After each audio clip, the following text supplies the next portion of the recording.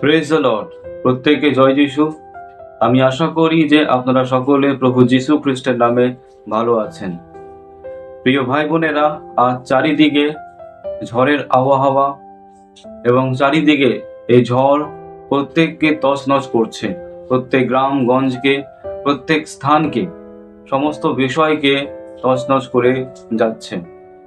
এবং আজ আমি আপনাদের সম্মুখে একটা গুরুত্বপূর্ণ বিষয়কে আমি জানাতে চাইছি, এবং আমি চাই যে আপনারা সম্পূর্ণভাবে মনোযোগ সহকারে এই বিষয়কে শুনুন।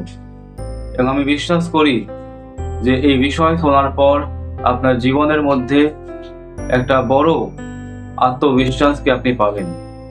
এবং আজ আমি যে বিষয়ে আপনাদের সাথে আলোচনা করতে চাই, সে বিষয়টি হলো কি প্রভু যিশু খ্রিস্ট আপনার ব্যক্তিগত জীবনের মধ্যে যে ঝড় চলছে বা যে ঝড়ের হাওয়া বইছে, সেই ঝড়ের হাওয়াকে প্রভু যিশু খ্রিস্ট থামাতে পারেন। এবং আজ আমি বাইবেল থেকে আপনাদের সামনে কয়েকটা পদ আমি বলতে চাই। এবং আজ আমি বিশেষ করে লূক তার 8 অধ্যায় তার 22 থেকে নিয়ে 25 পদ পর্যন্ত আমি আপনাদের সম্মুখে পড়তে চাই। লূক তার 8 অধ্যায় 22 থেকে নিয়ে তার 25 পদ পর্যন্ত। এবং এখানে এইভাবে লেখা আছে, একদিন তিনি স্বয়ং ও তাহার শিষ্যগণ একখানি নৌকায় উঠিলেন, আর তিনি তাহাদিগকে বলিলেন, আইসো, আমরা হ্রদের ওপারে যাই। তাহারা গুলিয়া দিলেন,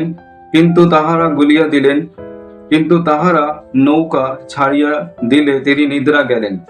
আর হ্রদের ঝড় আসিয়া পড়িল, তাহাতে নৌকা জলে পূর্ণ হইতে লাগিল, ও তাহারা সংকটে পড়িলেন। পরে তাহারা নিকটে গিয়া তাহাকে জাগাইয়া কহিলেন, নাথ, নাথ, আমরা মারা পড়িলাম। তখন তিনি জাগিয়া উঠিয়া বায়ুকে ও জলের তরঙ্গকে ধমক দিলেন, আর উভয় থামিয়া গেল ও শান্তি হইল। পরে তিনি তাহাদিগকে কহিলেন, তোমাদের বিশ্বাস কোথায়? তখন তাহারা ভীত হইয়া আশ্চর্য জ্ঞান করিলেন, পরস্পর কহিলেন, ইনি তবে কে যে বায়ুকে ও জলকেও আজ্ঞা দেন, আর তাহারা ইহার আজ্ঞা মানে। আমি এখান থেকে আপনাদের সম্মুখে একটা গুরুত্বপূর্ণ বিষয়কে জানাতে চাই।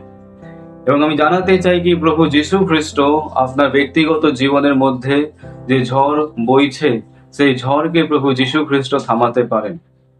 এবং আমি আজ এই বাক্য, এই বিষয়কে বলার পূর্বে আমি যেখান থেকে পড়লাম সেই বিষয়টা আমি আপনাদেরকে জানাতে চাই। এটা বাইবেলের মধ্যে লেখা আছে, বাইবেলের লূক লিখিত সুসমাচার তার 8 অধ্যায় তার 22 থেকে নিয়ে 25 পদ। সেখানে লেখা আছে কি একদিন প্রভু যিশু খ্রিস্ট তার শিষ্যদেরকে বলল যে আমরা হ্রদের অর্থাৎ ঝিলের ওই পারে যাব। এবং শিষ্যরা প্রভু যিশুর কথা অনুসারে নৌকা খুলল, এবং তারা নৌকা দিয়ে ওই পার যাওয়ার জন্য রওনা হলো। হঠাৎ দেখা গেল কি সেই ঝিলের মধ্যে একটা বড় ঝড় আসলো, এবং ঝিলের মধ্যে যে জল ছিল সেই জল নৌকার মধ্যে উঠে আসছিল। এবং ঝড়ের কারণে নৌকা এধার ওধার হচ্ছিল, দুলছিল। এবং সেই সময় প্রভু যিশু খ্রিস্ট নৌকার পশ্চাৎ দিকে তিনি নিদ্রায় ছিলেন, তিনি ঘুমিয়েছিলেন। এবং তার শিষ্যরা এই সমস্ত কিছু দেখে আতঙ্কিত হলো, এবং আতঙ্কিত হওয়ার পর প্রভু যিশু খ্রিস্টকে ডাকলেন, বললেন যে প্রভু, প্রভু, আমরা বিনষ্ট হয়ে যাচ্ছি, তুমি আমাদের বাঁচাও। তখন প্রভু যিশু খ্রিস্ট উঠলেন এবং তার শিষ্যদের সামনে সেই ঝড়কে, সেই জলতরঙ্গকে ধমক দিলেন, এবং সম্পূর্ণ জলতরঙ্গ পুনরায় শান্ত হয়ে গেল। এবং প্রভু যিশু খ্রিস্ট তার শিষ্যদেরকে বলল কি তোমাদের বিশ্বাস কোথায় গেছে? এবং এই সমস্ত ঘটনা দেখে শিষ্যরা অবাক হয়ে গেল কি এ কিরকম ব্যক্তি যে ঝড় আর জলতরঙ্গ, ঝড়ো হাওয়া, ঝড়ো সমস্ত কিছু এর কথাকে মানে, এর আজ্ঞাকে মানে। প্রিয় ভাই বোনেরা, আজ আমি আপনাদেরকে জানাতে চাই কি প্রভু যিশু খ্রিস্ট আপনার ব্যক্তিগত জীবনের বা আপনার পরিবারের মধ্যে যে ঝড় বইছে, সেই ঝড়কে প্রভু যিশু খ্রিস্ট একমাত্র শান্ত করতে পারে। এবং আমি আজকে যেখান থেকে আপনাকে বোঝালাম, এখান থেকে আমরা কয়েকটা গুরুত্বপূর্ণ বিষয়কে আমি জানাতে চাই, এখান থেকে একটা গুরুত্বপূর্ণ শিক্ষাকে দিতে চাই। আমরা যে বিষয়টি আমরা পড়লাম বা আপনি যে আমার মুখে যে বিষয়টি শুনলেন, এখান থেকে আমরা কয়েকটা গুরুত্বপূর্ণ শিক্ষাকে আমরা দেখতে পারি। আমি জানাতে চাই কি, আজ যখন প্রভু যীশু খ্রিস্ট পৃথিবীতে ছিলেন, সেই সময় প্রভু যীশু খ্রিস্ট বাস্তবেই ঝড়কে থামিয়েছিল। অর্থাৎ প্রভু যীশু খ্রিস্ট প্রাকৃতিক বিপর্যয়কে তিনি থামিয়েছিলেন। সমস্ত শিষ্যদের সম্মুখে প্রভু যীশু খ্রিস্ট এই কার্যকে করেছিলেন, এবং সেই কার্যের দ্বারা প্রভু যীশু খ্রিস্ট আজ আমাদেরকে কি বোঝাতে চাইছেন, তিনি সেই ঝড়কে থামিয়ে কি বোঝাতে চাইছেন বা কি ইঙ্গিত করতে চাইছেন। আমি জানাতে চাই কি, আজকে আমাদের জীবনের মধ্যে আমরা দু প্রকারের ঝড়কে দেখতে পারি। এক হচ্ছে প্রকৃতির সৃষ্টির দ্বারা ঝড়, আর এক হচ্ছে আমাদের জীবনে কোনো ঘটনার কারণে কোনো একটা ঝড় উঠছে। এবং আজ হয়তো আপনি একটা ঝড়ের মধ্যে আছেন বা আপনার জীবনের মধ্যে একটা ঝড় বইছে, এবং আমি জানাতে চাই কি পুনরায় কি প্রভু যীশু খ্রিস্ট একমাত্র সেই ঝড়কে আপনার জীবনে যে বইছে সেটাকে শান্ত করাতে পারে। প্রিয় ভাই বোনের, আমি জানাতে চাই কি আপনাকে শুধুমাত্র প্রভু যীশু খ্রিস্টের উপর বিশ্বাস করতে হবে। প্রভু যীশু খ্রিস্টের উপর আপনাকে ভরসা রাখতে হবে, নির্ভর করতে হবে, এবং তিনি আপনার ব্যক্তিগত জীবনের মধ্যে যে ঝড় বইছে সেই ঝড়কে প্রভু যীশু খ্রিস্ট থামাতে পারে।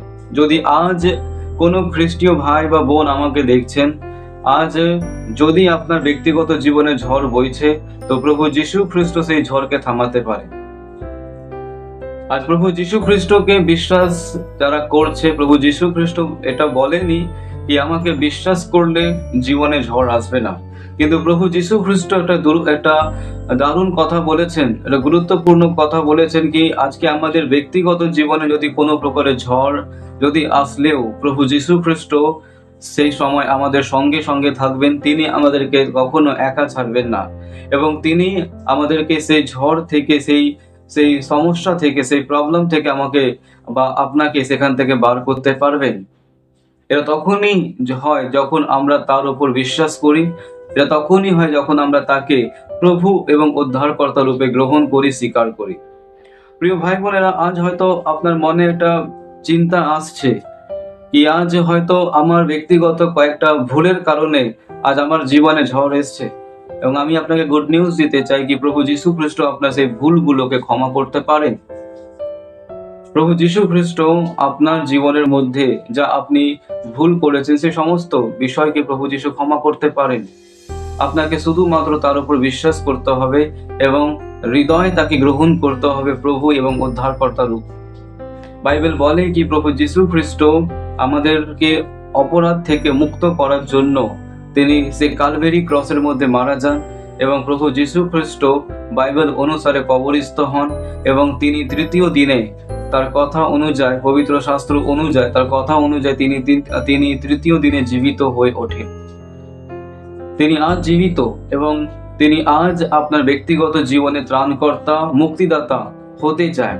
আপনাকে শুধু বিশ্বাস করতে হবে তার উপর, এবং তাকে নিজের জীবনে আসার জন্য আহ্বান জানাতে হবে, এবং তিনি আপনার জীবনে আসবেন, এবং তিনি আপনার জীবনের মধ্যে যে ঝড় চলছে বা যে ঝড় বইছে সেই সমস্ত কিছুকে প্রভু যীশু খ্রিস্ট আজও শান্ত করতে সক্ষম, এবং তিনি আপনাকে নতুন জীবন প্রদান করবেন, এবং তিনি আপনাকে নতুন জীবনের পথ দেখাবেন। আজ তাই আমি আপনাকে উৎসাহিত করতে চাই যে আজ এই সময় প্রভু যীশু খ্রিস্টকে বিশ্বাস করুন, তাকে নিজের জীবনে ত্রাণকর্তা এবং মুক্তিদাতা রূপে গ্রহণ করুন। ঈশ্বর আপনাদের প্রত্যেককে আশীর্বাদ করুন। আমেন।